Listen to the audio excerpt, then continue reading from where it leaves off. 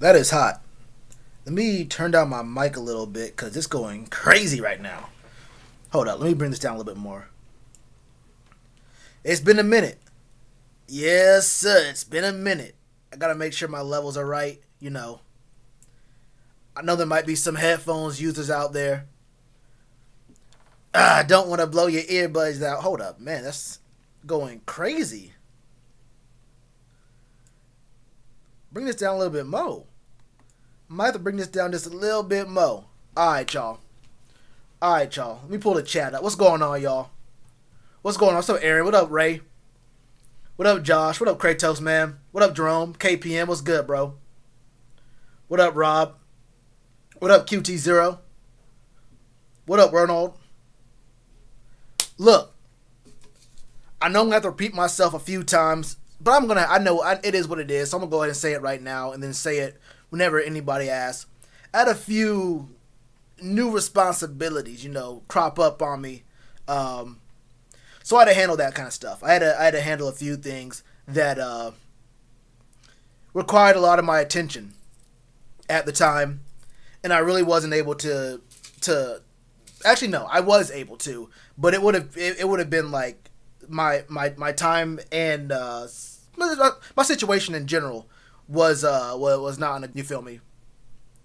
But it is now, right? It is now. So we are right back at it. You feel me? Right back at it. Gonna start making uploading videos tomorrow. I'm gonna be out of town this weekend, but hopefully I can record like a few videos tomorrow and have those stretch out. I'm gonna be out of town from like Friday to Monday, I think. Monday morning, so it's gonna be all good. About time you stop being lazy. It is what it is. It is what it is. It is what it is. Alright, y'all. Y'all know why we're here. And it's kind of funny that we're here the day I'm back on YouTube talking about the Panthers. The last thing I talked about was the draft. And that was a minute ago, right? The draft was a long time ago, right? The end of April. It's already mid-June. And we're right back talking about a player that we did take in the draft. Y'all know who it is. We're here talking about Brady Christensen. And we're talking about AJ Bouye. But not just about them, just about how they play and whatnot. It's about what Matt Rule and the Panthers have said their role is going to be on the team. Yeah, it's been a lot of news. Hey, look, bro. It's a lot of news. A lot of things that we got to catch up on. Right? A whole bunch of things we got to catch up on. But the biggest thing, I think, that popped up was, I think, just today. Just today, there was a tweet from David Newton. Now, look, I'll be honest with you. When you see a tweet from David Newton, or you ever hear a single thing from David Newton about the Panthers, it's real hard to... You might need to find a second source, right? It's real hard to take what David Newton says ever to the bank. It's real hard to take what David Newton says to the bank. This man doesn't even know the players on the team. I think he does it on purpose. I'm like 98% sure David Newton gets the players' names wrong on purpose. But when he said that, but this is provable fact right here, right? He said Matt Rule. I'll show you. I'll show you the tweet. I'm gonna show it to y'all. I want to make sure y'all see what I see. Yeah, that works. Boom. He says, Matt Rule says the Panthers see third round pick Brady Christensen more as a right tackle or a guard than a left tackle. Look, it's real tough when you see that. It's real tough because one of the biggest things, I don't know about the rest of y'all, but if y'all watch my draft content, you know that I was talking about left tackle from the jump. I was saying I would be surprised if the Panthers didn't go 2 O-linemen in their first 3 rounds. I said I would be surprised if we went with the skill player in the first round, then we definitely go O-line. But We went JC. Then we went Terrace, which those aren't bad players. I got a little twisted during the draft content because I was really mad that we weren't going to have protection for Sam Darnold. You can say what you want to about Sam Darnold, but almost any quarterback in the league can look above average with good protection. If you have any kind of real protection, you can look decent. You can look like an actual quarterback on the field with solid protection, right? What up, the King? What up, Monty? Hey, you got him blocked. Honestly, that's the best move. It really is the smartest thing you can do. David Newton is a horrible reporter for the Panthers, and he's the one for ESPN, right? And with Jordan gone, there's good reporters, right? There's a few that I like. There's a few of our reporters that I like, but with Jordan gone, it's kind of hard. Like, you have David Newton, and Jordan was the big one, and now it's kind of like Elena. There's Scott. There's what's the old boy's name? There's a few of them. Right. But the problem with about Brady Christensen not being a left tackle and being a right tackle or a guard is that throws the whole team's in disarray, right? So now you have who's gonna play left tackle. You already know we haven't had a consistent left tackle in years. Y'all know we haven't had a consistent left tackle in years. And one of our biggest issues for a long time was protection on the blind side. And it's just really, really weird that you draft a guy, your first old lineman. You see what's happening with your team this past season. Not really great protection. Teddy, not really a great quarterback, but he wasn't horrible. He just was, the best backup quarterback in the league. He's the elite tier of backup quarterbacks. And what we got was elite backup tier quarterback play, which is what you can expect from Teddy Bridgewater. But with a great O-line and a great defense, he could be a deep playoff run quarterback. I think Teddy Bridgewater with a great O-line and a great defense could be a deep playoff run quarterback. We didn't quite have that last year, and honestly, it's a lot to ask for a quarterback to be on the greatest ride of all time, put him in the Gucci backpack, and let him just sit there and get carried by the squad. But when you have the kind of squad that we had last year, and the kind of O-line that we've had for a long time, at some point you have to recognize that left tackle needs to be a priority. And there was a lot of times last year, there's a lot of times when we were talking about the draft and whatnot, and I was talking about Brady Christensen. In my video, I mentioned numerous times. I mean, so many times it'll actually scare you. I said Brady Christensen, all these dudes who are analyzing him, all the scouts, all these people who are doing breakdowns, they're saying Brady played really well as a left tackle in college, but a lot of these analysts and scouts were saying, look, don't be surprised if he's more of a right tackle. Don't be surprised if he's more of a guard at the NFL level, because there are problems in that weren't just arm length. I remember I talked about 4 or 5 different problems with Brady Christensen in my video, and the only comment I ever got was about the dude's arm length. Right? How did our O-line rank last year? I'm pretty sure it was like not horrible, but not great. I think it was like low 20s, or I guess, yeah, low 20s, as in between 20 and 24th. That's a good question, though. That's a good question. O-line. I was looking that up not that long ago.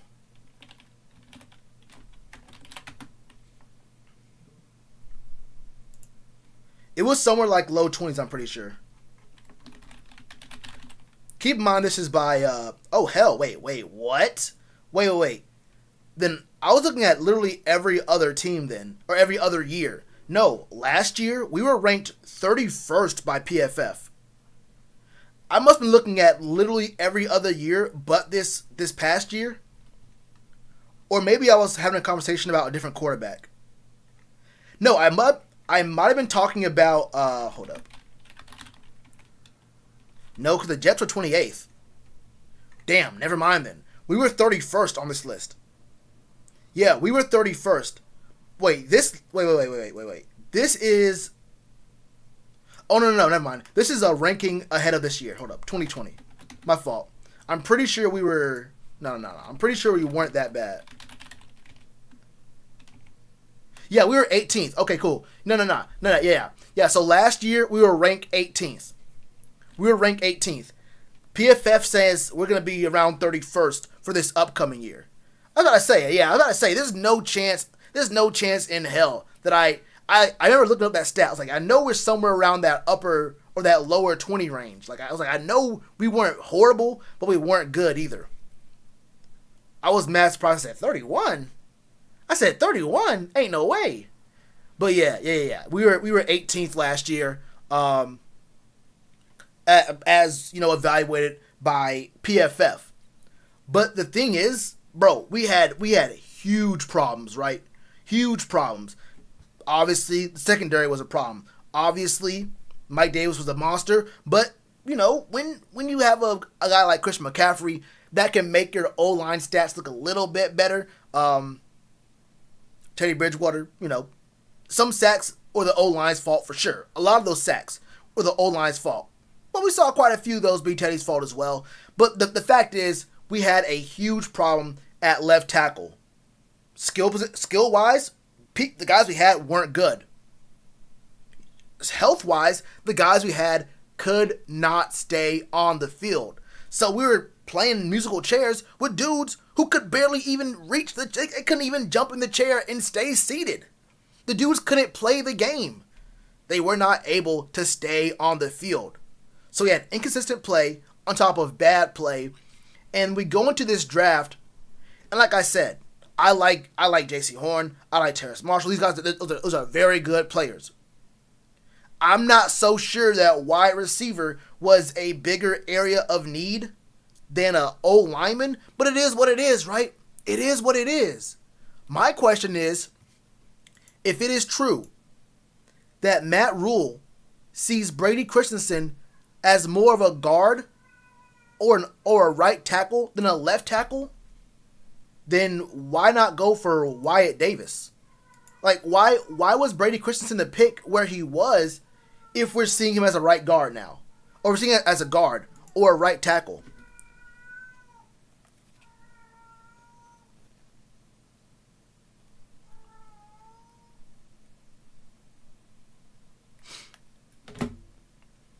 What up, Sean? What up, Shane? What's good, bro?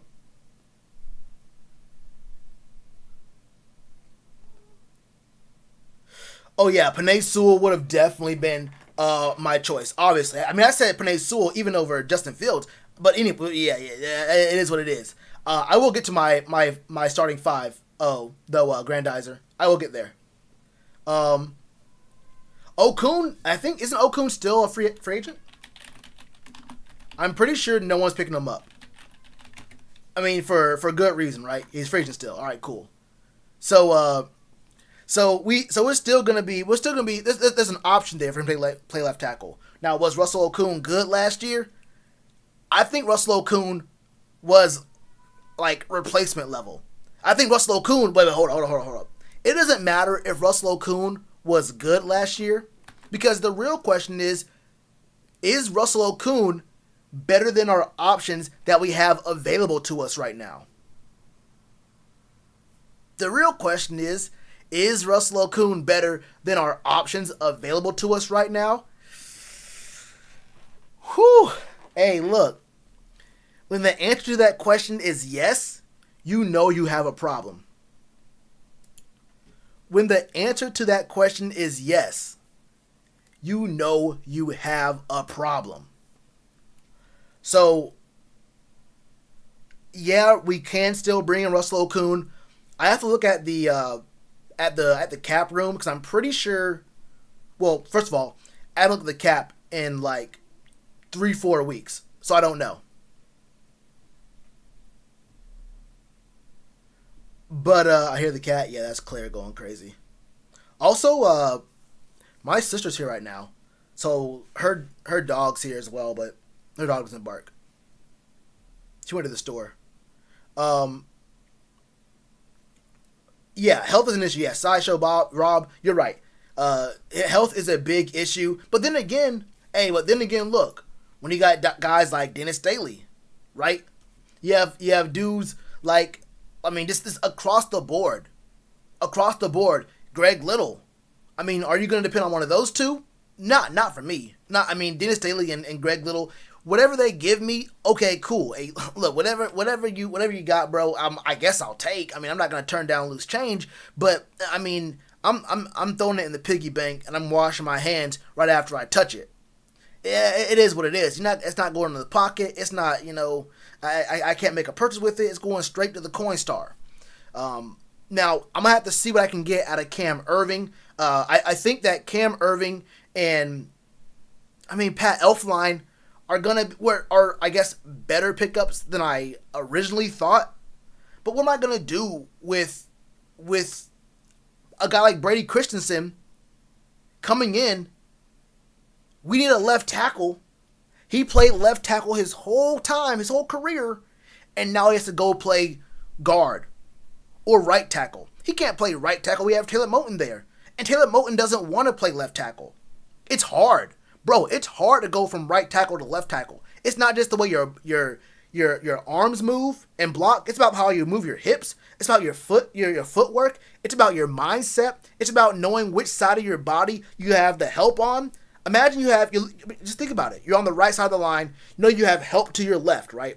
You have help to your left side. So the way you process information, the way you see the field is different. Now, your help's to your right side. Now, you're looking at guys who are, honestly, better on the left side. You're looking at dudes who might work a little differently. Your responsibilities are different on the left side. So it's not like you just snap a finger and say, okay, Mr. Right Tackle, go play left tackle.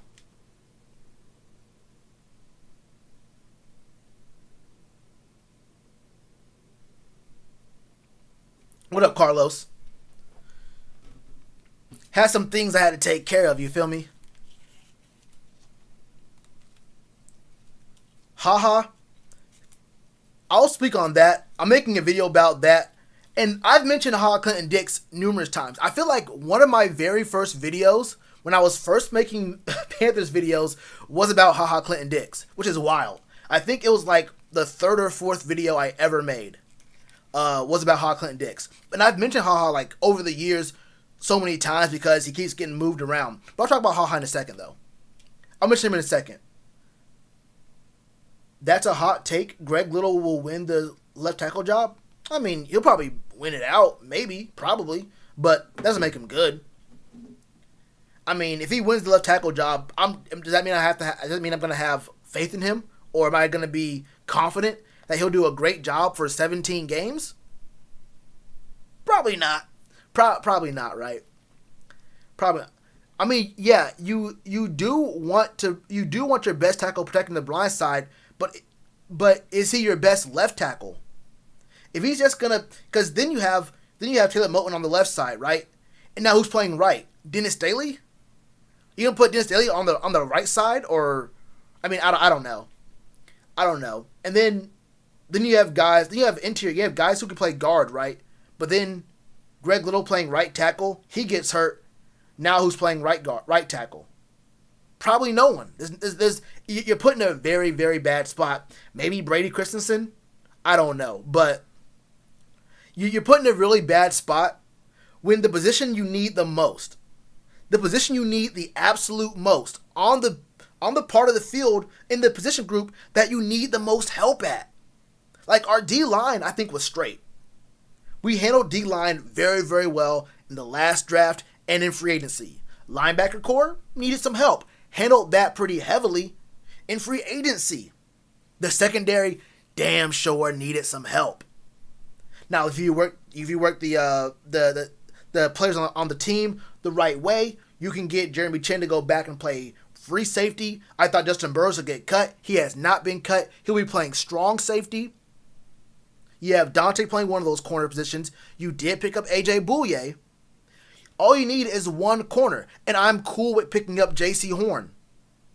I'm cool with that. So that was one acquisition in the draft for your secondary. And look, I understand that Curtis Samuel's gone. Now we only have 3 receiving threats. We have DJ, we have Robbie, we have C-Mac. And I said this so many times, and it got confused so many times when I was talking about the draft. But I'm going to say it again. And I'm going to make sure that it doesn't sound like I'm running from what I said a month or 2 ago. Terrace Marshall, he's going to be our 4th receiving option. He's going to be our 4th receiving option behind DJ, behind Robbie, behind Christian McCaffrey. It's just the plain truth. If C-Mac's healthy for 17 games, Terrace will get less attention than C-Mac in the passing game. It is what it is. You don't have C-Mac on the field, you just run him only. And then you don't throw him passes. It's a plain fact. Which, I mean, I understand you pick up Terrace to be the guy further down the road, but there's been a couple years in a row where there's been deep wide receiver drafts, and this was a deep receiver draft. Shi Smith was a good pickup. That was a solid pickup. But you could have gotten guys in the 4th, even the 5th round to play receiver, and then went next year and got a guy to come in. It's much easier to bring a guy in to be a receiver first year and make things work than left tackle. So get a guy who can play left tackle, give him a year of experience, so in that second year he feels a lot better, right? But no matter what you do, don't go corner first round, receiver second round, and then an O lineman who plays a position that you won't need him at. You won't really need Brady Christensen at right tackle, right? You won't need him for real to play guard. We have guys who play multiple positions. Are they great? Of course not. Are they great? Are any of the guys on our O-line making first team All-Pro or Pro Bowls outside of that one dude playing right tackle? Of course not. It's just not going to happen. That's not me being pessimistic or negative. I'm just going to try to be as real as I can and go ahead and say that's just not going to happen. Outside of maybe Taylor Moton.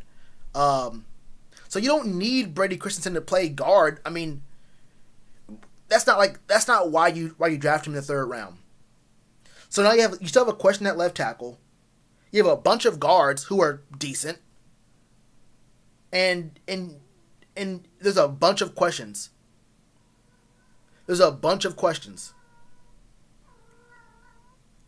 David Moore? Nah. I don't think David Moore is going to beat out Terrace. I like David Moore, right? I like David Moore, and I like Shi. I think they're both going to be pretty good. I mean, we still have guys like Omar Bayless. Look, I be talking about Omar Bayless a lot, right? All the time. What up, Claire? I know, bro. I know. But there's a couple of guys on the roster it's going to be a really tough job making the back end of our wide receiver core, because we do have guys like Shi Smith, like Omar, like Zylstra even, who are going to have to fight for that last spot. We need a trade to get a right tackle? No, not this year. And I think someone even mentioned earlier, someone said that Taylor Moton's gone. Of course he is. Taylor Moton, we did, I don't want to call it a dirty thing, but we did the one thing that players don't like. And we put a guy on the franchise tag. Players don't like that. Taylor Moton knew he was due for a huge contract. Taylor Moton knew that his open market value was through the damn roof. He can get hurt this year and lose all that. And he's only on a 1-year deal. It's fully guaranteed, but it's a 1-year deal. So he doesn't have any assurances past this year. There's no I don't want to call it insurance, but there's no safety net for him where he has the backdrop of, okay, I have guaranteed money on my contract over a longer period of time. So if I do get hurt, I know my spot's secure, money's coming in, and I can work in rehab and not have to worry about, how much I'm going to be worth on the open market. people don't look. O linemen especially don't like it when they have a great year, a great couple of years, and they get the franchise tag for a team that's, let's be real. I'll talk about record predictions later on, probably in a couple days, but it's gonna be a test to see if we can win these games. It's not like the Panthers and the Titans are in different positions. You feel me? They're in different mindsets going into this regular season, right? It's a little bit different. But yeah, Moton doesn't want to be here anymore. I mean, you franchise tag him after 2 really good years. Didn't allow him to get his money. I mean, I'll be real with you. He can get money from almost anywhere else. Our cap situation won't allow us to give him a lot of money, regardless. And like I said, when you're a player, you're trying to make your money, right? You're trying to do 2 things: win or make money. Sometimes, most times, you want to do both those things. You want to win and make money. We didn't have money this year, and we weren't in the best position to convince someone that we are a strong winning contender coming into this season, right? So that's definitely got to rub him the wrong way. I don't see there being any shot he signs a long-term deal here at all. We have him on a 1-year rental, basically. Yeah, it's fully guaranteed. It's fully guaranteed, but that doesn't mean anything if he gets hurt. Then you go from potentially making, I think he was scheduled to make like, I forgot what it was. I have screenshots of it, and I have my other videos talking about what Taylor Moton's open market value was, but it was high. It was like, I think, top 5 for salaries in the NFL for O lineman.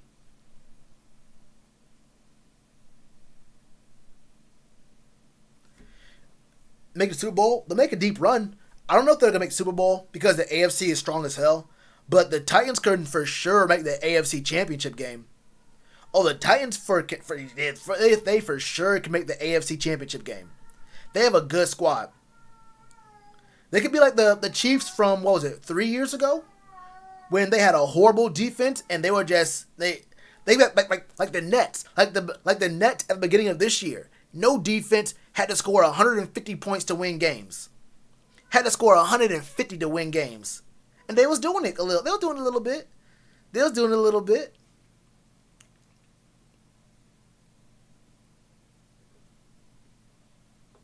What up, Aaron? A steal for the Falcons? I mean, yeah, they got a little bit of haul. They got a haul.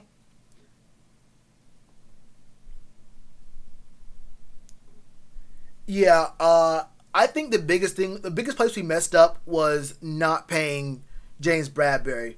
We didn't pay James Bradberry, and we didn't see Luke retiring. I don't think anyone saw Luke retiring. So then we had to end up paying Shaq Thompson, and then we paid C-Mac, which was a PR move, I think, for the most part.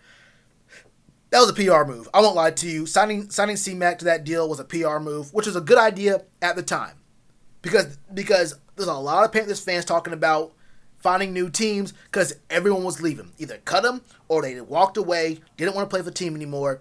Yeah, you kind of had to lock down C-Mac, you feel me? Especially with a new owner, a lot of people felt like they didn't have many connections to the team anymore. So signing C-Mac he's a good player, a great player, obviously. But that was as much of a PR move as it was, a let's retain this good player. James Bradberry, now people see him. Like, now that James Bradberry isn't in the NFC South, isn't playing for the Panthers, everyone loves him. It's not just us, not just our fan base, but, like, everyone in the NFL is like, oh, damn, James Bradberry. Shit, hey, he playing for the Giants. They kind of asked, right? But James Bradberry, that boy kind of hell, right? Hey, he's one of the best corners in the league. I think he was just ranked 3rd. I'm pretty sure I just saw an article that had James Bradberry ranked 3rd best corner in the entire league.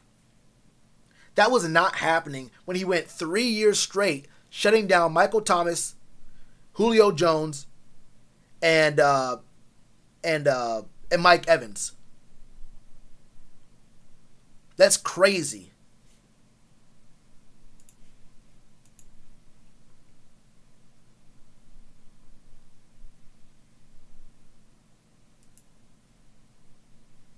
That's crazy.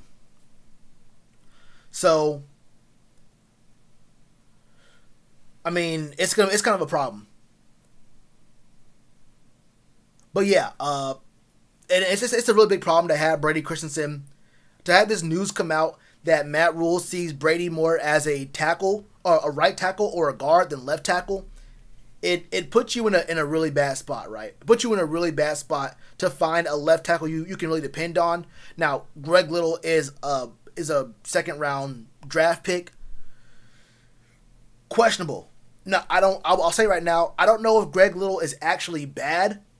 I just know he keeps getting hurt. So it's like the dude never could practice. Rookie year, got hurt, came back, got hurt for a longer time, came back. So it's like he couldn't even practice because he had a month and a half of a concussion. So he couldn't even work out. He couldn't touch a weight. He couldn't run. He was out of shape. Had to come back and play football. Wasn't looking good. So was it because he was hurt and couldn't practice? Or was he just always not very good, but we couldn't really get a great look at it consistently because he was always hurt. Got hurt again, and it's kind of hard to tell. Like, can I really trust Greg Little? It was not hard to tell. Answer is no. I can't trust him until he gives me a reason to trust him. So it's real tough. You said news about old Panthers players isn't news. I mean, if it's to build context about something, it is. Talking about not paying players, not paying good players when we have them, and then watch them walk away, that's Panthers news. That speaks to front office work, although that was a different front office. But still. Faith, I have an O-line coach, Pat Meyer. I mean, the thing is, as a coach, there are things you can fix. But it doesn't matter. Look, the thing about that is, it doesn't matter how good of a coach Pat Meyer is if guys get hurt.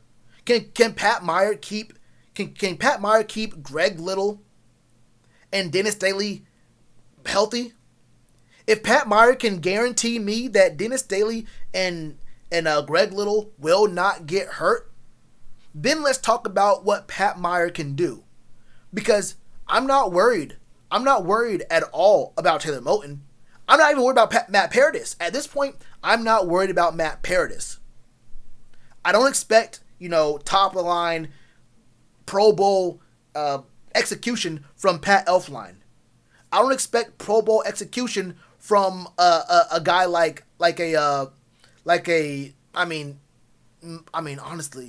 honestly, most of these dudes. Cam Irving.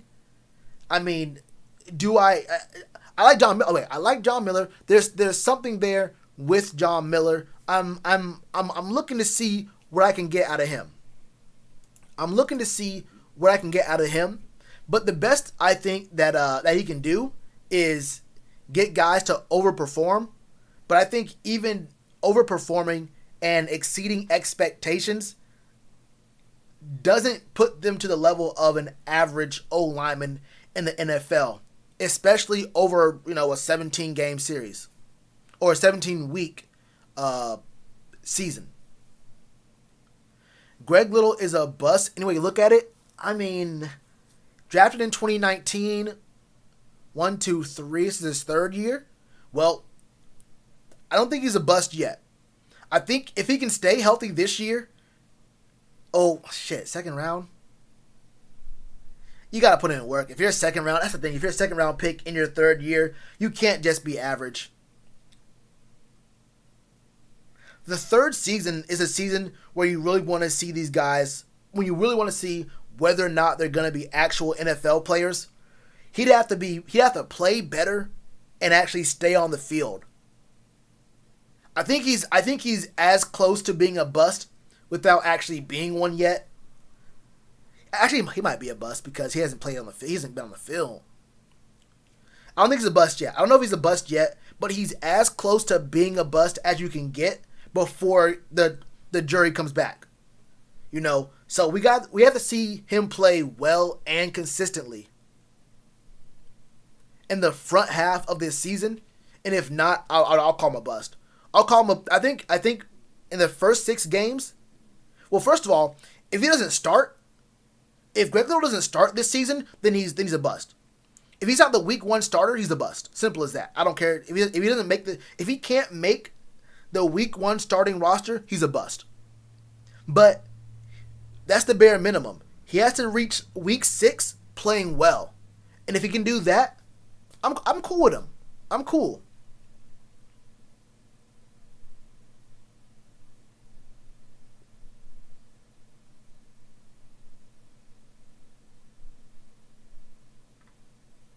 If that's the case, explain Cam Irving. I cannot explain any of these O-line acquisitions this offseason. Yeah, I agree. Yeah, I agree, KPM. His growth was definitely stunted because of the concussion. He was out for a month and a half, I think, pretty much like 5-6 weeks, right? At least a month.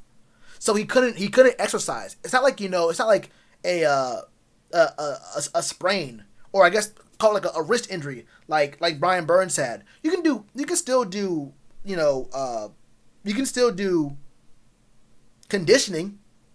You can still do some kind of focused weight things. You can still be at practice and whatnot.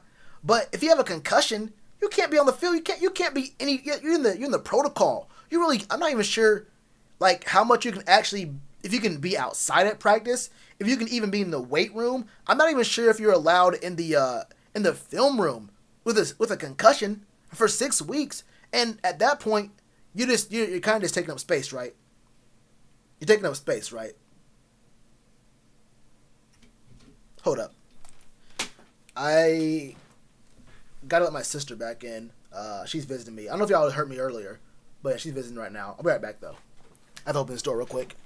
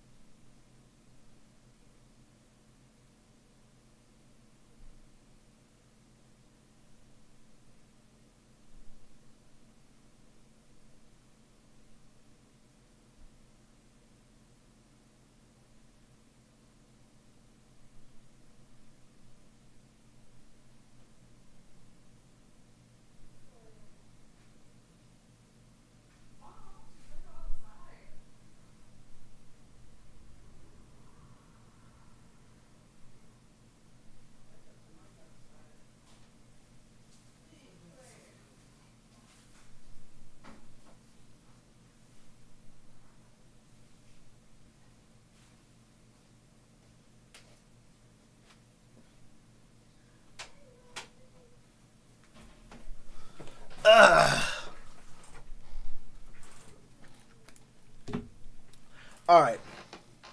If you have a concussion, you can't be outside. Yeah. So yeah, you're in a really rough spot, right? Yeah, you're in a really rough spot.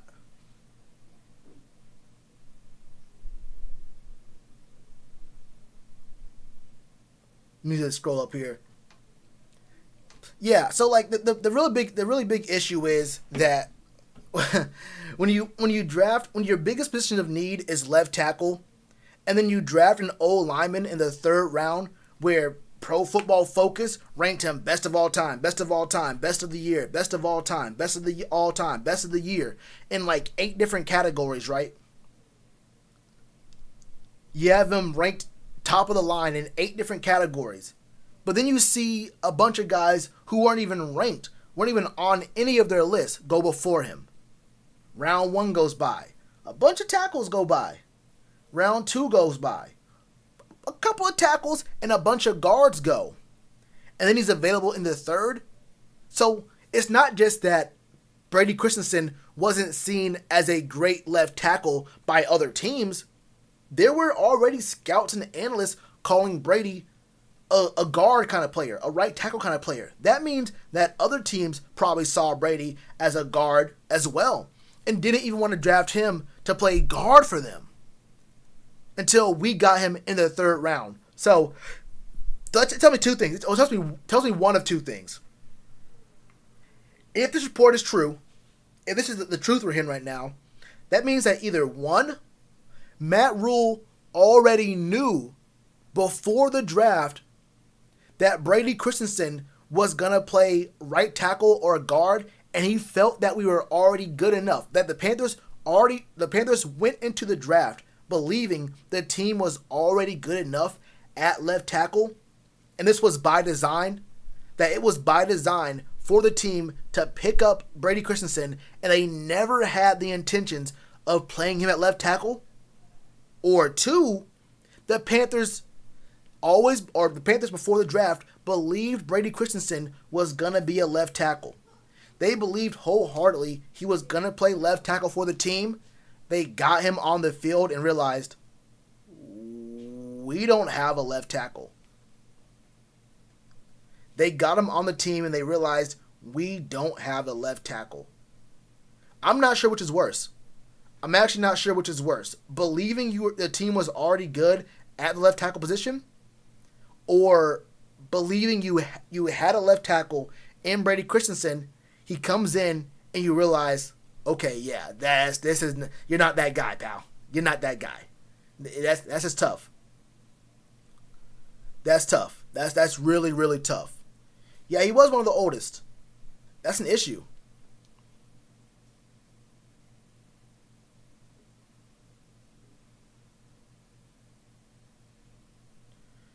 We need a guard, though. But was Brady Christensen the best guard available? If we needed a guard, why did we go for Brady Christensen? Right? That's the issue.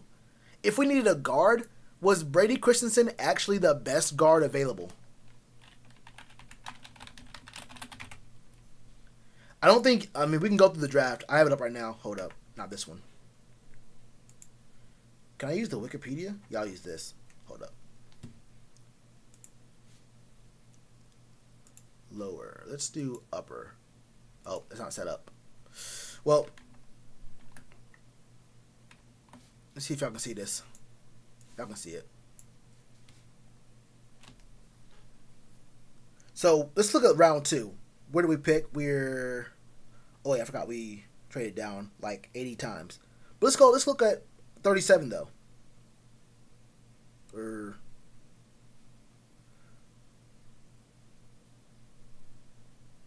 Tevin Jenkins, Liam Eichenberg, which was going to be a right tackle regardless. Walker Little was a good player. I didn't really think much about Aaron Banks for real.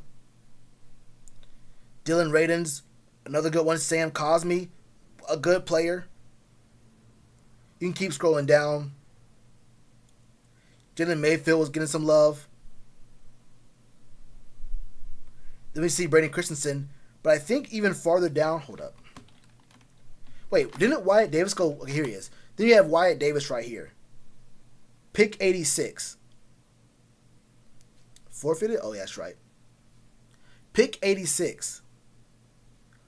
What was the... Hold up, my fault. Y'all can't see it.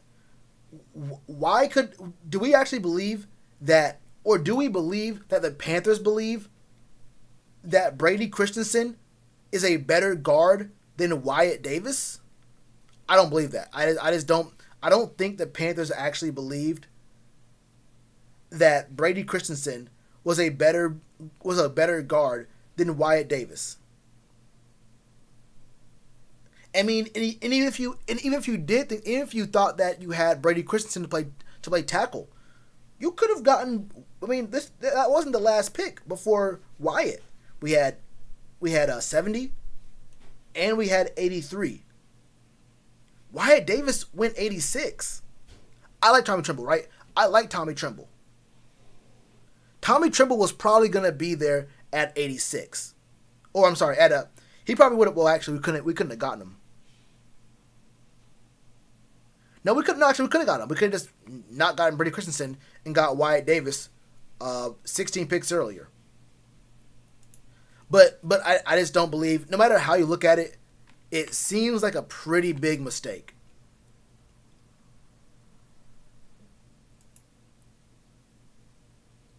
their draft board says different. Well, I mean, wait, but that's the problem.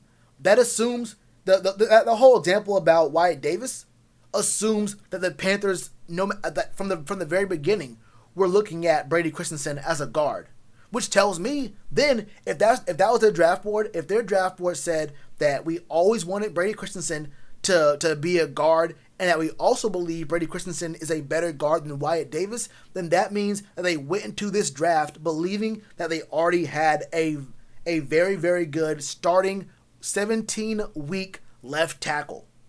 And if that's the case, I don't agree with that. If that's the case, then they're lying to themselves.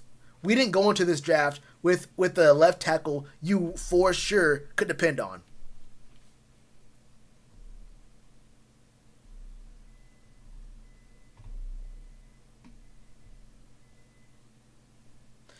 Yeah, but I still think they probably would have had a better grade on Wyatt Davis.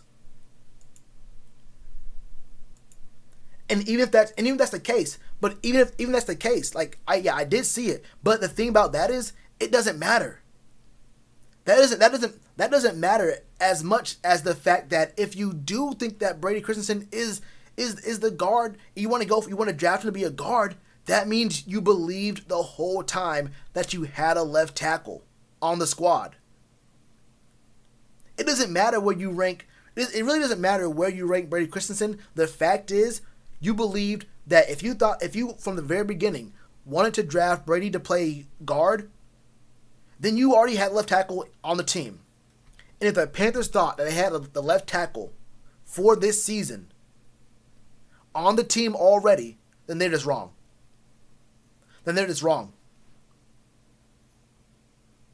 It's just wrong.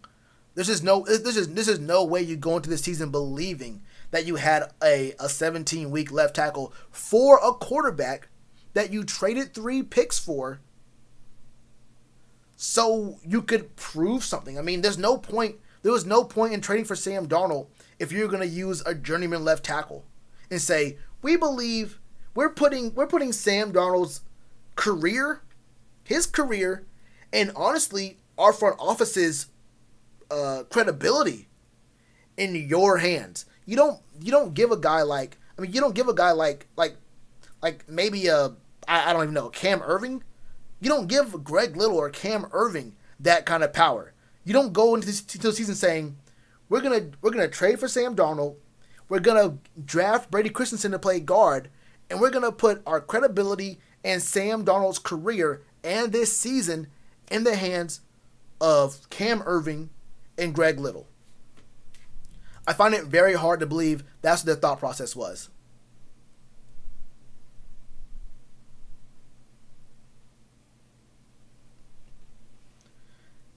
Yeah, it's okay to watch more tape, but you can be wrong. I mean, that just means that every single pick was right?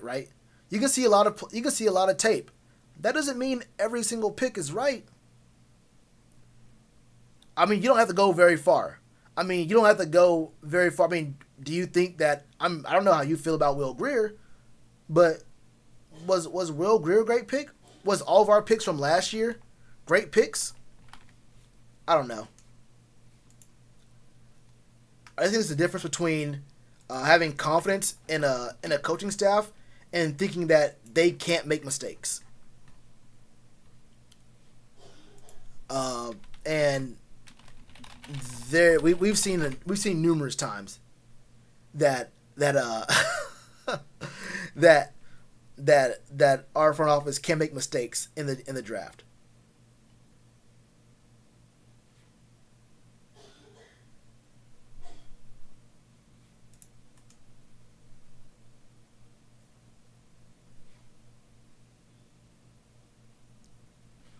Not even an NFL left tackle? Yeah, I agree. I mean, in my video, I said that I didn't think he'd be a left tackle. I said he'd probably play guard. I even said he'd probably play guard when we drafted him. I said I wasn't a big fan of Brady Christensen because I don't know if he's even going to play tackle. I said it's likely he doesn't play tackle. And it wasn't a smart move to use a 3rd-round pick on a guy who you don't know whether or not he's going to end up playing your biggest position of need. What up, Jummer? What's good with you, bro? Um, yeah. Well, if the plan is to move Moton to left tackle, that's a really tough. That's a really big gamble, because it's not just it's not easy going from right tackle to left tackle, and it's not gonna be like he's gonna have the same exact kind of performance at left tackle as he had at right tackle. So you're taking away extreme value at one position, and you really don't know. I mean, it's not like you're going. It's not like you're putting a receiver from the right side of the field to the left, right? There are different routes. The way you look at things is a little bit different. It's not like putting a corner from strong side to the weak side. There are some differences for sure, but going from playing right tackle at an elite level and then playing left tackle, it's completely different. So he could be. I think Moton could be solid there, but is the difference in the drop off of talent we're gonna have at the right tackle gonna be good for gonna be enough or big enough to make up for the, I guess, average play at left tackle? I don't think Taylor Moton's gonna be a great left tackle. He's gonna be nowhere near as good at left tackle as it was at right tackle. So we're gonna be getting inefficient play out of a guy who we could be getting great elite play in a different position. It's just tough. But then again, we can sign Russell Okung. But then again, I mean, he was getting hurt, right? Sign a new left tackle. I mean, at that point, is he going to be better than the guys we have right now? That's tough. Gambling on Moton at left tackle, but then who's going to play right tackle? And then is it worth it to move Moton? I agree. Moton's probably the best option at left tackle. But is it worth it? If that was the plan all along to move to move Taylor Moton, why would you sign him to a franchise tag to put him in a new spot and then not? I don't know, bro. It seems very confusing. It seems very confusing to sign him to a franchise tag just to move him, just to draft Brady Christensen, just to put him somewhere, just to have him play right tackle, when you could have just drafted a left tackle. Like, why not just draft a left tackle, right? Well, that you don't have to do any of this stuff. You don't have to move Taylor Moton if you just draft a left tackle, right? I mean, if the plan all along was to move Taylor Moton to left tackle, then this is a really strange plan from the jump.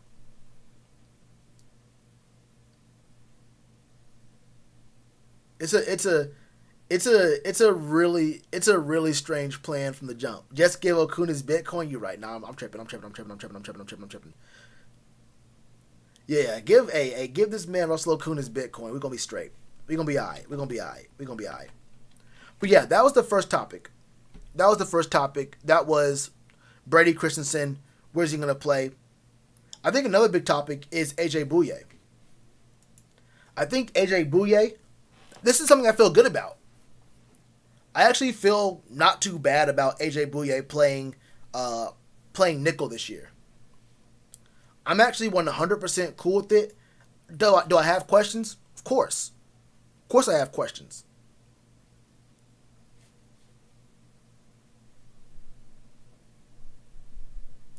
But I'm actually alright with this because it's not going to mess with the flow of other players, right?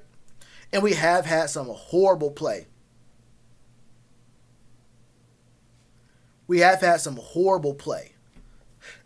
At the nickel spot, to where, I mean, honestly, at this point, I'll accept anything, right? I'll accept anything. We got Scotty Fitton. He's gonna value O-line. I mean, something like that. Don't Cephas go by Sea-Dog? What up, Brody? Number 8 overall? What did I say? Wait, what did I say? Saving off from the heartache and pain. I mean, he gonna feel that pain regardless.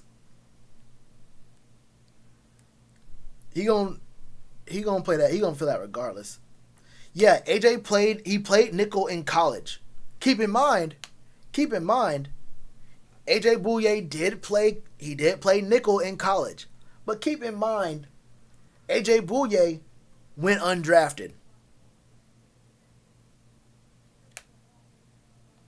AJ Bouye. That's my neighbors. Okay. AJ Bouye did go undrafted, playing nickel corner, but obviously he had some very, very good years, right? Some very good years. But the big thing about AJ Bouye being at nickel, I can actually show. I'll just show you this article. I'm not even reading it, but I'll have it on the screen. The biggest thing about having AJ Bouye play at the nickel is it won't disrupt what we have going on already, right? It won't disrupt what we have going on with Dante. Won't disrupt what we have going on with JC. First of all, I know a lot of people believe that Dante should play nickel because sometimes he's just not all that consistent at playing the boundary. I think the problems that Dante has, the issues that make him inconsistent on the boundary, become much easier to manipulate and become bigger problems when you put him in the slot, right? So I think the biggest thing is he watches the quarterback's eyes too much and can get tricked, and he's a little bit late to react to some plays and some routes. You do that when you have some cushion 7-8 yards off the line of scrimmage. You have time to make it up. You have time to use your speed to make it up upfield. You find yourself off your mark playing slot against shiftier receivers or bigger body receivers. You're gonna be in a world of hurt. You're gonna be in a real bad position, and you're gonna get bullied so much harder, and you have less space to use your speed. Like on the boundary, you have more opportunity to use your speed to catch back up. You're getting routed in the slot position, unless you're going up against elite tight ends, and they're just putting us. They see us in cover 2, and they just have the tight end run up the seam. For the most part, you're just gonna be getting routed.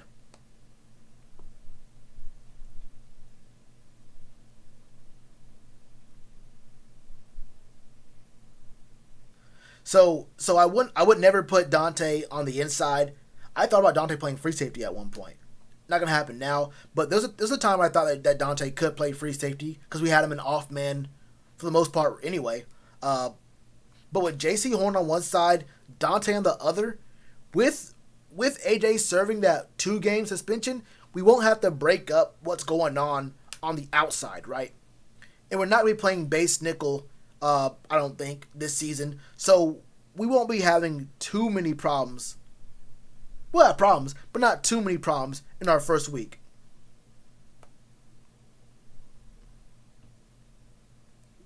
Yeah, he went undrafted. So I read the article too, talking about how he did play some nickel in college. It's like, well, he was in college. He wasn't. Let's just say this man overperformed in his NFL career because that boy went undrafted. So whatever he was doing in college, it wasn't it. It wasn't hot, right? It wasn't what was going on. Obviously, I mean, you know AJ Bouye's body. The man was going crazy for numerous years. 2017 was his last great year. It was his last great year, but and I think that with his stats kind of falling off. Hold up, do I have this same screen on? Yeah, I do. Cool, that's great. I can make this bigger for y'all too. With 2017 being his last great year, you kind of get done in by your own greatness. You go from 10 PDs, 3 picks, and a 1 pick 6 in 2014.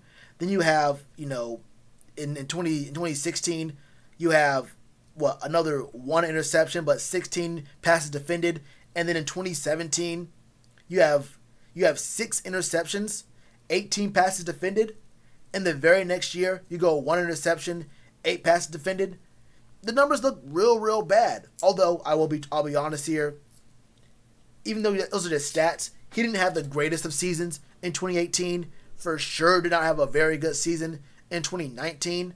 Wasn't bad. He wasn't horrible, but like he wasn't AJ Bouye. And then 2020, he had the injury, he had the suspension. At that point, AJ Bouye wasn't AJ Bouye anymore. He really wasn't AJ Bouye anymore. So, like, there's definitely some questions when it comes to was it the right move? Was it going to be the right move to have AJ play on the boundary?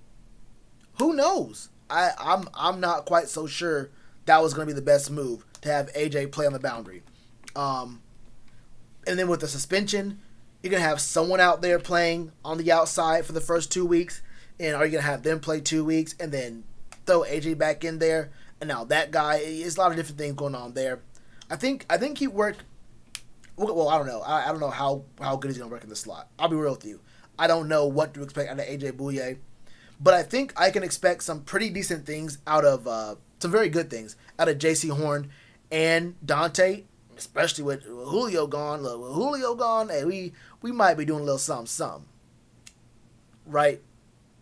With Julio gone, we can put some work in.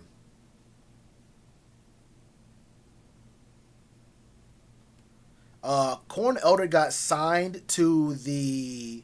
Where did he get signed to? Where'd Corn Elder go? I know he. Who's he? The Jags? Is it the Jags? The Lions. Plays for the Lions now. Yeah, I agree. Corn Elder went from being, well, wasn't he injured at first? Then in garbage, got picked on by Russell Wilson. It was David Moore who was cooking him over and over and over again. Gets cut, gets put on the Giants practice squad. And you know, if you are a cornerback, or if you were a cornerback on the Giants practice squad 2 years ago, you had to be bad because the Giants had no secondary. They had no defense in general. They had no O-line in general. They had no team in general. But if you were a cornerback on the Giants practice squad, you know you were not good. We bring him back. He looked good last year. He looked very good last year, which is why he got signed in the offseason. Can't bring him back.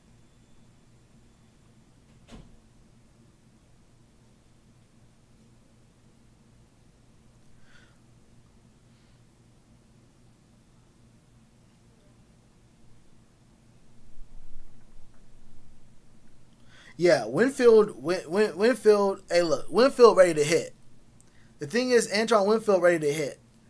Dante, he got a little bit of a history, he be duck, dive, dipping, dodging, and diving and ducking, and it's a lot. The man, he don't always want the contact, right? He don't always want the contact.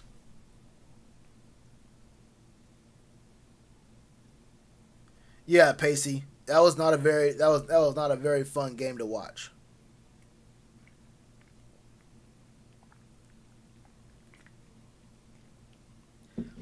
Yeah, I mentioned that earlier, C-Dog. Hey, look. It is what it is. It is what it is. All I know is I remember making a video the second the 2018 season ended. I said the Panthers need to re-sign.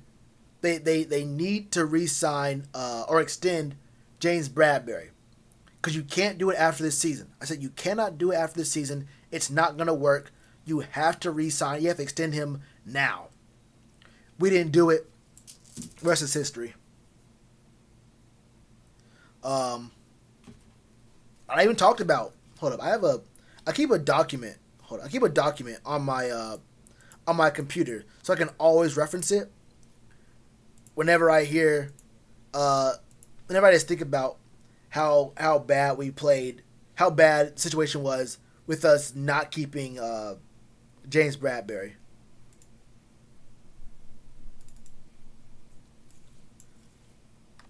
Hold up. Can I share this part of my screen with y'all?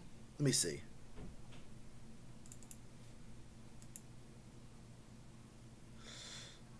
I can. Wow. Oh, shit. Hold up.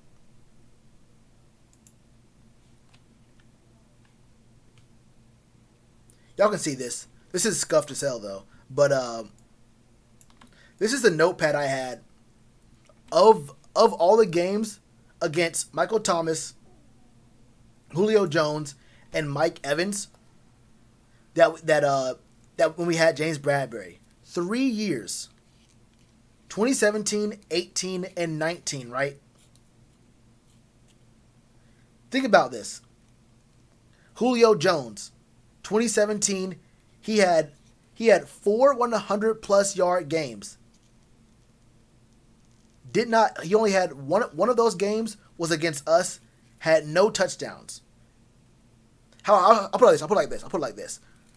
Julio Jones from 2017 to 2019 only had one 100-yard game against us. Only had one total touchdown against us. So one 100-yard game in 3 seasons, but over that same 3-season period, he had 20 total 100-yard games. And we played him twice a year. A single touchdown in 6 games, one single 100-yard game. Michael Thomas had one single 100-yard game, 3 total touchdowns versus us in six games. He had 16 games in that 3-year period of having 100-yard games. He never got interceptions, Bradberry, but still, he was putting in work. Mike Evans in 3 years versus us, one singular 100-yard game. He had 12 in that time period. Never got a touchdown against us in 6 games from 2017 to 2019. And I even have the game log, so you can look at the years and whatnot of when they played us. There was never, only Michael Thomas had decent stats versus us in those 3 years, and he lined up in slot a lot. So we had a really good thing going. Obviously, there's other parts of the defense that made things work, but you don't. I think everyone would consider Julio, Michael Thomas, and Mike Evans from 2017 to 2019 3 of the top, let's call it 7 receivers in the league. 2 of those are 2 of the top 5. But I think if you count all 3 of the top 7, maybe 8 in the entire league at that point. Mike Evans never caught a touchdown against us. None of these players, none of those dudes ever had a 100-yard game against us in the same season. So Julio Jones had one 100-yard game against us. That was 2017. Michael Thomas only had one 100-yard game against us. That was in 2019. Mike Evans had one in 2017. So none of them had a 100-yard game against us in 2018. None of them ever had more than one 100-yard game against us in back-to-back years. It's crazy, bro. It's crazy, bro.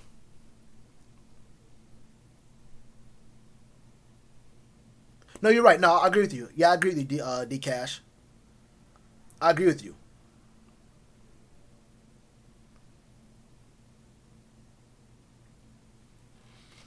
But yeah, fans run guys out of Carolina. But I will say this. The general opinion around the time was that James Bradberry was not worth the money. Around that time when it was actually happening, after the 2018 season, people were saying James Bradberry is not worth the money. He's not worth being paid like a number 1 corner. A lot of people in Carolina were saying that James Bradberry was not worth investing in. Obviously, wasn't everybody. Obviously, was nobody here. I know none of y'all here was saying that. No one in the stream right now was saying that. I know that for a fact. Everyone in the stream right now, Y'all all believed in James Bradberry. We were all ahead of the curve. Y'all are the smart ones, right?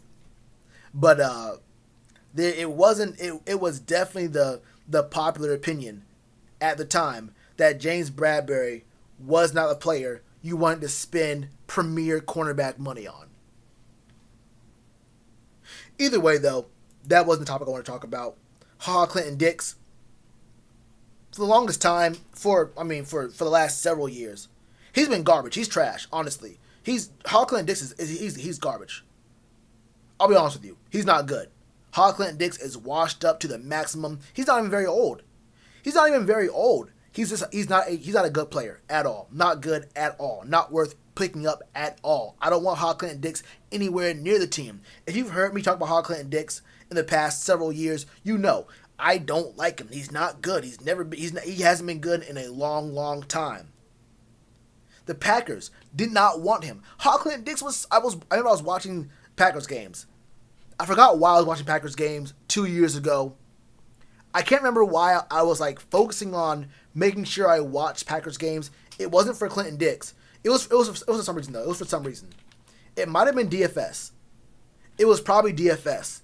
It might have been a money league I was in for fantasy football. There was a reason why I kept looking at I kept watching Packers games, focusing on watching Packers games. But he was bad. He was literally horrible. Has not been good for a long time. And he doesn't even bring the value of having a veteran leader. What is he? What is he? 28? The dude's 28. He's not exactly the veteran leader who's had a success that you bring in to mentor dudes. What is Ha Clinton-Dix? A dude who has not been good in at least 4 or 5 years. Hasn't been good in 5 years. Who's gonna learn from him? What are we gonna have? Kenny Robinson learn from Ha Clinton-Dix? Is Kenny Robinson gonna learn from him? I don't know who's gonna. Keith Taylor? Is it gonna be Miles Hartfield, who for some reason I don't even know where he plays in the field? He's like a special teamer / safety / running back. Who's gonna learn from Ha Clinton-Dix, and what are they gonna learn? What do you have to learn from Ha? What's the word? Hey, bro. Hey, what's the word? What are you actually gonna learn from Ha Clinton-Dix? What value does he bring to the team? And I've even heard talk about, okay, you have your corner set up. What if you bring in Ha Clinton-Dix to play safety? For what? Now you're gonna switch his position? Bro, he was bad at what he did earlier. It's not like when you switch a cornerback from corner to safety, they were a very, very good corner. It was just that their physical traits and the athleticism, old age caught up to them. You put them at safety, they still have the mindset, they still have the mental to play the game. Their body's a little bit slower. You put them at safety, and now you still have a very valuable piece. Ha Clinton-Dix has been bad half his career. He's literally been bad half his career. Why put him at safety? Sam Franklin is twice the player Ha Clinton-Dix is. Justin Burris is 8 times the player Ha Clinton-Dix is. Jeremy Chin. I'm not even going to put Jeremy Chin's name in the same sentence, period, as Ha Clinton-Dix. Period. Okay? So, I don't know what to tell you. It's a name. And it happens every year, right? I think we've had this talk every single year I've been on this channel where Ha Clinton-Dix is available, which is the first thing. It's the first red flag. Why is he always available? Very good. You answer the question for yourself. Don't listen to me. Why do you think Ha Clinton-Dix is always available? But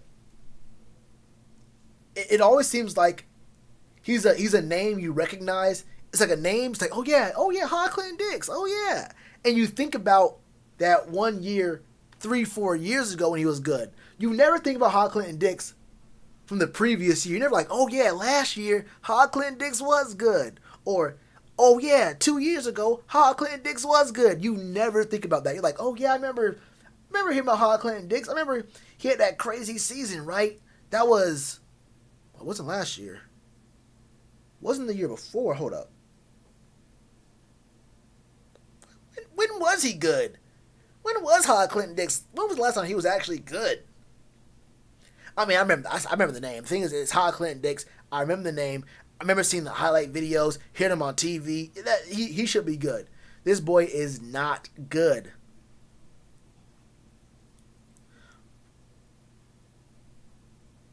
Bro, he is not good. Bro, he is not good.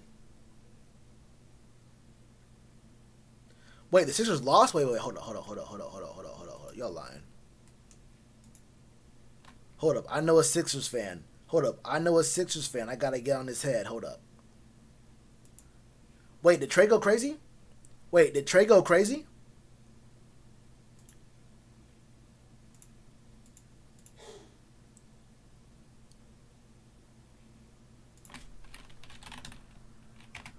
Wait, did Trey go crazy? I gotta see. They lost by 3? Hold up. They won the first quarter by 8, second quarter by 5. They're up 13 at the half. They lose the third quarter by 11, so they're up 2. And then they lose the fourth quarter by 5. Yes, 3. That's tough. I mean, they just got cooked in the third quarter. The Hawks went 2017 Warriors third quarter on them. Wait, let me see real quick. Clint Capella, 12 and 13. That's crazy. Trey, 25, 18 assists. God damn. Wait a second. Hold up. 25, 18. Bro, how does Trae Young have 18 assists and the next closest is Kevin Huerter with 2? Wait. Trae Young went 25 and 18? Wait. I'm tripping, right? I forgot. No, that was definitely last. That was the last. Wait, that was Monday. I was gonna say, do they even play today? Wait, I'm looking at the wrong thing. Why did it show me that game? I was gonna say that sounds familiar. I was like, wait, 18 assists. That sounds like somebody I just heard very recently. I didn't think I was going crazy there. I actually was for a second. I actually was going crazy. 39 and 7. I mean, damn. I mean, still. Bro, I thought I was going crazy. Like, wait, 25 don't sound crazy. And I know someone had like a real dummy assist game recently. It's like, there's no way. I was thinking, was that Book? I was like, was that Book going crazy? But I was like, wait, wasn't Chris Paul going crazy that game before he got the COVID protocol? It's like, it couldn't have been Book. It couldn't have been Book. I was questioning myself. Rightfully, obviously. Trey, 39 and 7. What did Clint get? Clint 6 and 8 in 38 minutes? Garbage can. 19 and 11 out of John Collins. Lou Will finally did something. Let me see what Embiid did. 37 and 13. I mean, and Seth went dummy too. 30. Wait, I gotta see percentages. Hold on, I gotta see percentages.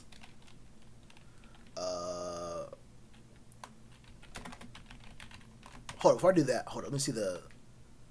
Wait, so the Sixers won. They won the first quarter by 14. Won the second quarter by 8. That's 22 points. They were up at the half. They lost the third quarter by 4. That's 18. And then they lost the fourth quarter by 21 points? Wait, they're actually chokers. They're actually chokers. And the Hawks shot 35% from 3. Oh, the Sixers couldn't hit free throws. Oh, they couldn't hit free throws. Both had around the same turnovers.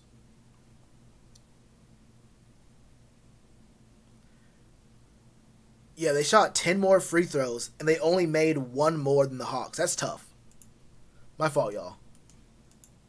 First I got confused, then I had to look at it a little bit more. My fault.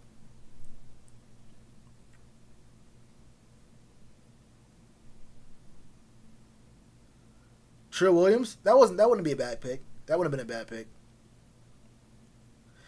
Yeah, Tua ain't great, brother. Tua ain't great. Yeah, the Cowboys cut Ha, and they needed all the help they can get. The Cowboys cut him. Look, when you're on the Packers and the Packers defense wasn't good, and they get rid of you, and the Cowboys get rid of you too, you know it's a problem. But yeah. I actually want to talk about this Sixers game. Damn, bro, they're actually ass. They're actually garbage, bro. Look, bro, I actually didn't believe in the Hawks for a long time. I didn't believe in the Hawks, but they actually might be. They might be the squad. Can they beat the Nets? Of course not. But Trey.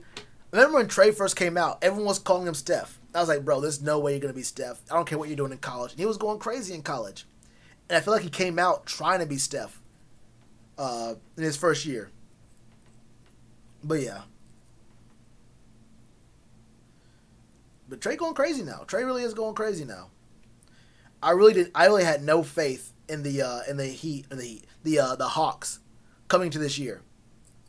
But Seth Curry, hey, them boys, and them Curry boys be going crazy. Them Curry boys be going crazy. But yeah, I definitely saw Melo won Rookie of the Year. Probably really the easiest Rookie of the Year win of all time. There was literally nobody who even pretended they wanted that award more than he wanted it. I don't want to hear about Anthony Edwards. That boy only averaged more points.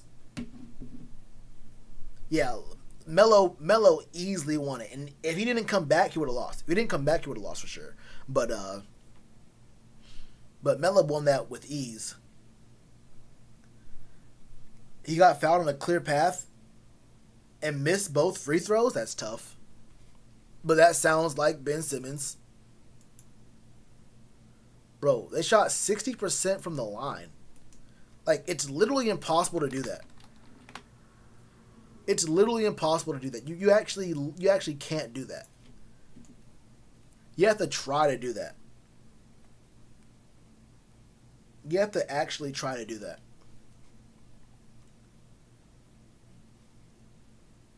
That's just wild to me. But yeah, we would have. Look, the Hornets would have gone pretty far. I think the Hornets could have won. They could have done something. They could have gotten 7 games in the first round. Actually, we would have been a 4th seed. We could have been a 4th seed for real. With Gordon Hayward and Terry, and a healthy Melo, we could have been some. We could have beat the Hawks probably.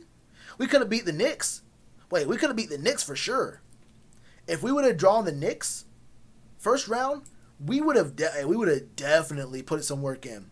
If no one got hurt this year. Yeah, but Gordon Hayward be getting hurt. One thing about Gordon Hayward, he will get paid and then he will get hurt. That's one thing about Gordon Hayward. Don't have to doubt that. Don't gotta doubt that at all.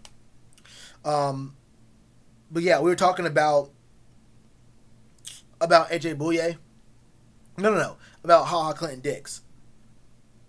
That news meant nothing to me. I don't care if you want him to play corner. Don't care if you want him to play safety. Don't care where you want to put him. He is not a good player. He's just not good. He can't play football. He's just not good, bro. He's literally not good at football. Didn't he go to, was it the Giants minicamp? Where'd he go? Because this wasn't his first stop. Was it the Dolphins? I'm pretty sure because he definitely had Texans. They need help wherever they can get it. But yeah, so he went to the Texans minicamp, couldn't get a job there. Coming here, I mean, there's just no spot for him. There's literally no spot for a guy like Ha Clinton-Dix. He literally can't do anything. Full on choke. I mean, we did get what was it? 30 ball, or I think it was 30 ball. We look bad. Now, could we have won our playing game? For sure. I mean, obviously we could have won our playing game. Could we have lost it looking better? Of course. Now, look, we could have. Look, we didn't need Gordon Hayward to get into the playoffs. I agree with you there. Look, I ain't gonna bluff. We were horrible, right? Just bad, just terrible. But if everyone was healthy, we could have had a much better look at the playoffs. Had an 80 in Madden 2 years ago. Even that sounds too high. Internet gangsters in the chat. High key, I have not been reading it. Not heavily. But alright, Sea-Dog. Stay safe, brother. Oh, I see. Oh. What's he talking about?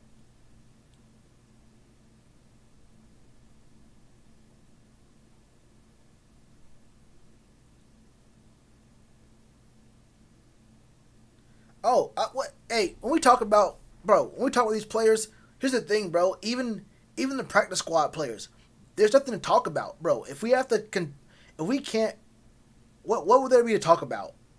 If we're talking about how good Ha Clinton-Dix is compared to other players, compared to other NFL players who can win games. Obviously, even the practice squad players, even the dudes who were decent in college are good players. There's literally nothing to talk about. We can only say, hey, he's a good player. Well, he's better than me at football. What am I gonna say? Like when I'm watching Teddy Bridgewater throw a 2-yard pass on 4th and 8. What my response is, hey, look, hey, I can't do no better. So, hey, he did what he could. Teddy Bridgewater, hey, he made it to the NFL. That boy, hey, he's a winner. He made it to the NFL. At least he's making his money, Teddy, bro. You're doing good enough, bro. You made your money, bro. All I gotta say is, it is what it is. John Casey missed that field, or he kicked that kickoff out of bounds. What do I say about that? Hey, shoot, what would I do? Would I kick it out of bounds? Probably wouldn't go more than 15 yards. Hey, John Casey, you did your job for the most part. You got us this far. We're gonna have to take this L in this Super Bowl. We could have got a ring, and we could have ended and really made sure that Tom Brady did not have a legacy. We had a very strong chance before we even knew what we had in our hands. We had a chance to end Tom Brady's legacy before it got started. We wouldn't have to hear all these ridiculous claims and see all these commercials and watch his face year after year. We could have shut down Tom Brady's supreme legacy before it started. Hey, but John Casey was a better kicker than me, but so I can't hate on him. I really can't hate, bro. I really can't hate. What if we talked about that one time Cam ain't jump on that? Never mind. But about Ha Clinton-Dix though, man, I have nothing. Yeah, he's a good. He was good at one point, just not good anymore. Just not good anymore. Just not good anymore.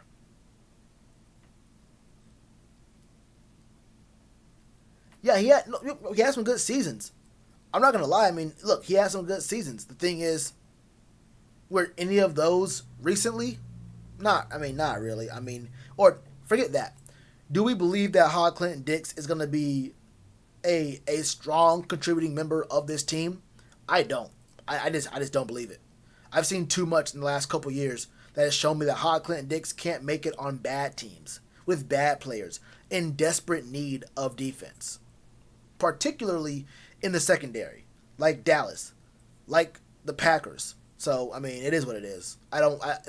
To me, that's just seeing Ha Clinton-Dix be invited to our mini camp. All that is to me is content. That's all it is content. That's all it is to me. Is Ha Clinton-Dix. There's a name. There's a thumbnail right there. Ha Clinton-Dix. You ain't lying, Monty. New role. Do I have that tweet up still? I got you, Brody. Boom, right here. Oh, right. Hold up. So there was basically what's happening is Brady Christensen will. I'll show you the tweet.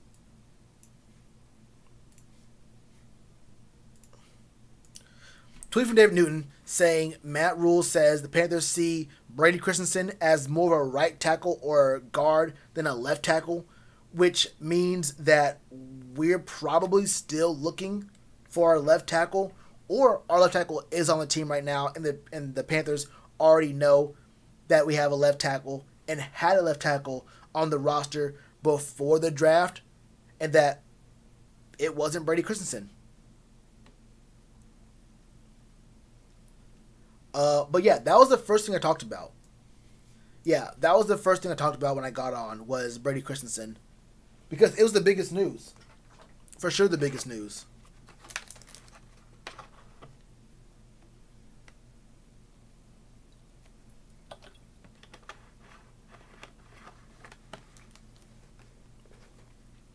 Yeah, he's sturdy. He'll be healthy on the field doing nothing for show. He'll be real healthy. He'll be real healthy. Not doing nothing, but he'll be healthy. But yeah, I mean, the biggest point I made about the Panthers, or about this news getting out, is this actually still on the screen? Yeah, the biggest thing I said about this news getting out is that it tells you one of two things. It tells you, one, that the Panthers, from the very beginning, believed that Brady Christensen was always going to be a guard or a right tackle, and that they went into this draft picking up Brady Christensen to play guard or right tackle because even before the draft, they knew that they had their starting level 17-week left tackle already on the roster before the draft. So they said, we already have our guy, we want to play left tackle. Let's go ahead and get Brady to play guard or a right tackle for some reason, and we can make moves like that. We already know who our left tackle is. We don't need Brady Christensen to play that position. He's playing guard or right tackle. Or it means that the Panthers went into this draft believing that Brady Christensen could play left tackle for them. That he could play that position, but once they got him onto the field, they said, okay, he probably should be playing guard or right tackle. We used a third-round pick on him. And, people, all the analysts, all the scouts, they were all saying, look, let's be real. Brady Christensen, probably more of a guard, probably not going to play left tackle at the NFL level. And I even said it in my breakdown from when we did draft him. I said, look, there's a lot of people saying he might not even play left tackle. So you use a third-round pick on a guy that, in college, played the biggest position of need that this team has, but there's a lot of debate as to whether or not he will actually play that spot in college. This wasn't a secret. It wasn't like the Panthers had some secret sauce that no one else knew about. It was said pretty openly that Brady Christensen might have to move to guard at the NFL level. So it was either a mistake drafting him by the Panthers, or they at no point believed that left tackle was a position of need going into the draft. So it's a bit tough there. So, I mean, look, all you can really do is trust there is a plan. There might be a plan. I think there is a plan. The real question is, how good is that plan? Right? The real question is, just how good is that plan? Just how strong is that plan? That's the biggest thing for me. That's really the big thing for me. I don't know. I don't know just how strong that plan is. We'll have to see, though. We'll definitely have to see what they do there, because we already know left tackle's been a huge hole for us for several years. A huge hole for us. Yeah, I know, Matt. That's because the algorithm don't got me up there. You feel me? I've been gone for a minute.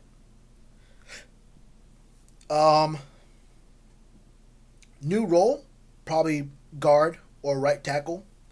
There's been talk about Moton playing left tackle. He's an elite right tackle, but it's not the same thing going from right to left. It's not like you're switching sides as a receiver. It's not like you're switching sides as a corner. It's not the same thing. Not the same thing. All right, Shane, hold it down, my brother. How many wins do I see?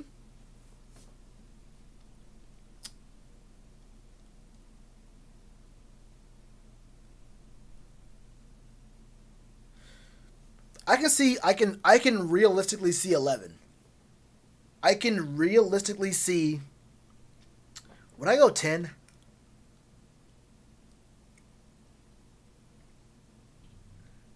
Hold up. I can realistically see 10. We might get 11. I think we might get 11. I don't want to go crazy and say we go 13, 14. That's going to require us to really overperform away numerous times. And I just don't know. My biggest thing is I don't know what the line's going to look like. I have a lot of faith in our defense, a lot of faith in our skill positions, but I don't know about our O-line. I really don't know about our O-line. And then this Christensen news makes me feel even worse because even though I was never really convinced that Brady was gonna be all that great year one. Hearing this news makes me feel even worse about it. Like, I didn't feel great before, but I there was always the thought that, okay, well, maybe he'll play left tackle. Maybe I'll be proven wrong. Maybe he can be a very good talent there. And I'll say if I'm wrong. If I was wrong, I'd be like, okay, cool, I was wrong. Hey, the man's performing at left tackle. We should be straight. Hearing this news is it don't make me feel more confident. You feel me?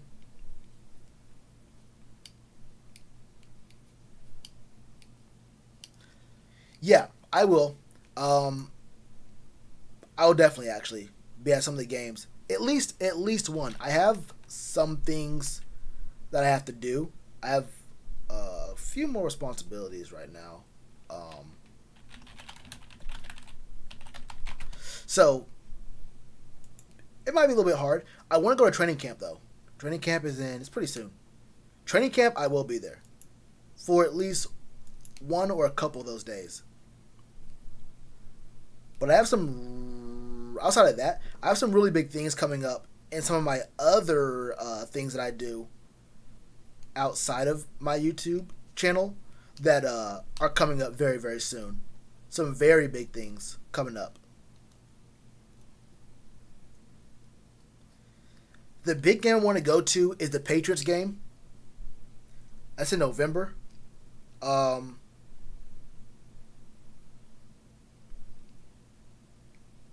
Yeah. The really big one I want to go to is that one in November. And then probably the Washington game 2 weeks later. That's like Thanksgiving time. Or week before. But yeah, the real games I really want to go to is those two. I really want to go to that Bills game. And I wish I was at home. I wish the Bills game was at home, and I wish the Dolphins game was at home. But yeah, Pats and Washington, two biggest ones for me.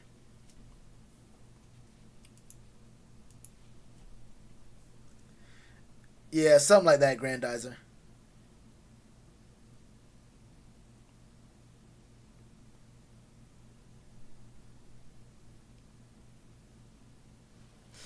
I mean, honestly, look, I see why they say it because the O line has huge questions and Sam Darnold has huge questions.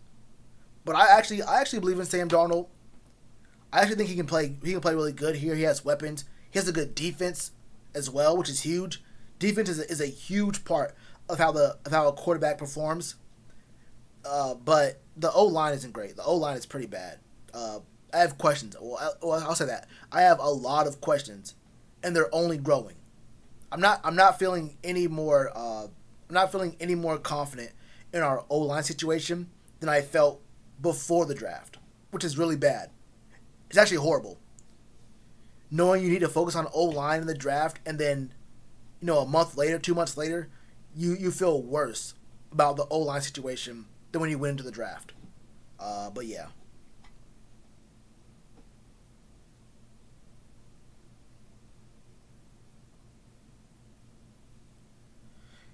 Yeah, Grandizer. That was the biggest thing I had a problem with. People talking about, it's like, whoa, Sim, we have Curtis Samuel gone now, bro. Now we only have 3 receiving options. It's like all we have is we have Robbie, we have DJ, and we have C-Mac. It's like, yeah, look, I like Terrace, but I'm gonna be real with you. The team did not need a second round receiver.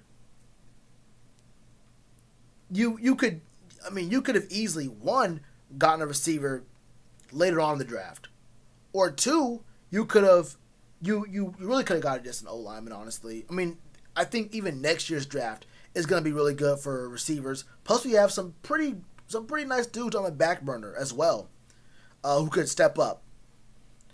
But we got 2 receivers, right? And I'm not even sure Shi Smith makes the team. We have a lot of good receivers.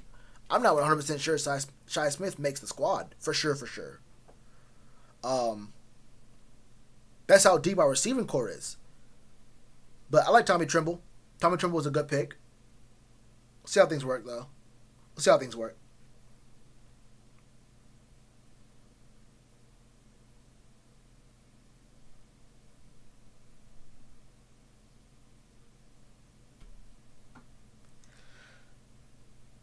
All the big LT names were gone. Well, that's what happens when you keep trading down. They weren't always gone. You need trade down 4 times. You just you miss out on your chance. You really miss out on your chance to pick up players when you continue to trade down. And then the guy you get isn't at a position, or you don't see him as a player at the position that was probably the biggest need. Is what it is. Whoa, this Clippers Jazz game is actually kind of close. And that's not the reason why I'm about to end this video. Whoa. Little Caesars new pepperoni and cheese stuffed crust pizza review from Review Bra. One of the best channels on YouTube. I gotta say, one of the best YouTubers on the planet. Review Bra goes crazy. That's a little bit of a free promotion for a channel way bigger than mine. The Joe Brady connection. Joe Brady's gonna be here for 1 year and 1 year only, right? I'm gonna tell you this right now. I would put money on this. Joe Brady will not be here after this year. So yeah, we'll get the 1 year connection. He'll have 1 year connection with his old head coach. But I promise you, Joe Brady's gonna interview for jobs this year. Especially if our offense looks anywhere near decent. If our offense even looks decently good, Joe Brady's gone.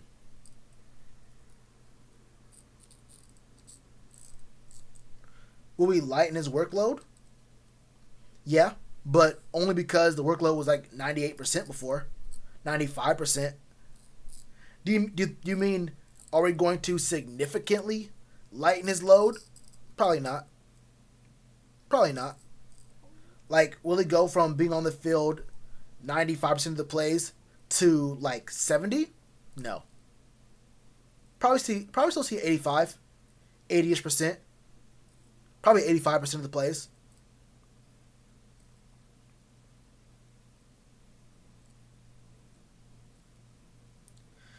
Yeah, they passed on. Yeah, I don't know what my man was doing, bro. I have no idea what they were doing, bro. I literally had no idea what they were doing. But I promise you, oh my god, bro, I was going crazy. I was shocked that Sewell was almost there for us. But the good thing is, if Sewell did fall to us and we passed, I would have been. I don't think I was too negative in my draft videos, but I actually would have been. I actually would have said some things that just would not have been respectful in the least bit. It would not have been respectful in the least bit. If Sewell fell to us and we picked up anyone, I don't care how good Jesse Horn is. I don't care how good Justin Fields. I don't care, bro. If Penei Sewell fell to us and we didn't pick him, it'd been a tough day. It'd been a real tough day. It would have been a real tough day.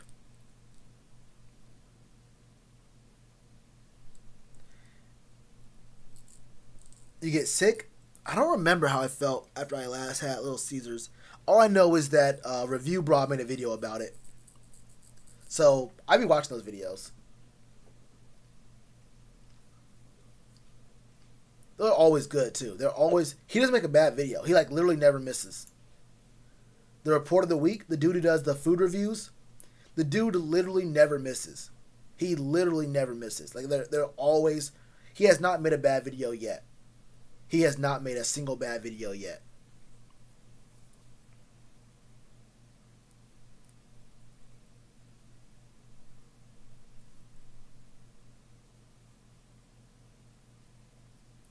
Yeah, you're right, Grandizer. You win games by building up the trenches and developing talent there. We keep wanting to be decent, but we'll find out. We'll find out. I mean, we're gonna see. Because with the very first thing that both Joe Brady and Dave said when they got here was that you want to be goal driven. You want to. Dave said Rome wasn't built in a day. If you're looking for a microwave solution for the problems, if you're looking to be good in a year or 2 years, you're on the wrong boat. We're trying to have a slow build to have a sustainable team.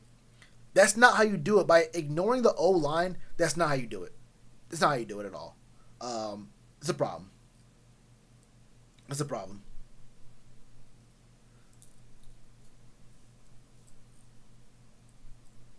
Yeah. They definitely need Sewell. Nah, they definitely need Sewell. They definitely need Sewell. They messed up for real. They messed up so bad. I won't lie to you. But y'all, let me see. It's 11 right now. I'm about to head off. I'm gonna have at least one video tomorrow. I'm trying to get a bunch of videos recorded so while I'm out of town, I can have those still go up on the channel. Probably can't go live because I'm gonna be out of town, and those are just bad lives using Wi-Fi. So we'll see how things work. We might be able to put some kind of content out. We'll find out though. We'll see how things work. But better hop out of here. And the next time y'all see me, I'm sure we'll have a ton more. We'll have a lot more news. We'll have a lot more news coming out.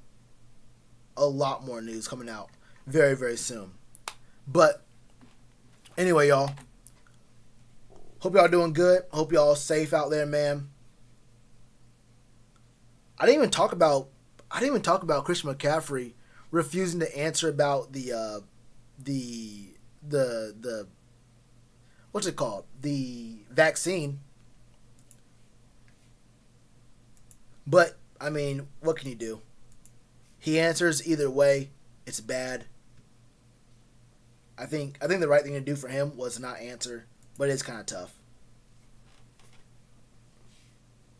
Waddle? Yeah, I mean, I think it'll be good. I think Waddle will be good. I don't know about just okay or average. I think he can be good, but the Dolphins had a bad O-line. I mean, the Dolphins need protection, and they have a quarterback who gets hurt. Waddle can be great, and it will still be a bad pick. That's the thing. Like Terrace could be great, and that will still be a bad pick because we don't have protection. So now you have a good receiver. You can have a great receiver for the next 3-4 years. For the next 4 years. Doesn't matter if you don't have protection for your quarterback. It is what it is, bro. It is what it is, man. Anyway, y'all be safe. I'm out of here. Hold it down. Keep pounding. Y'all know what it is, bro. All right. I'm going to see y'all very, very soon.